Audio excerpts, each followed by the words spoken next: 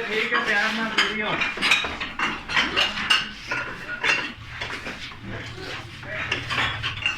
ठीक है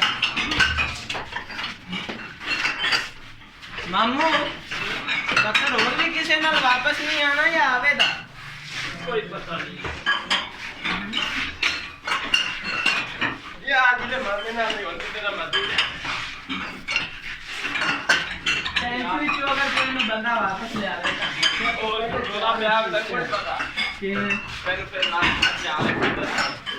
अरे बंदा रोला है ना पैसा है लड़ाई पई भी है जी के भी पाएंगे वो सारी बातें मेरे तो मुक्की है ठीक है देख के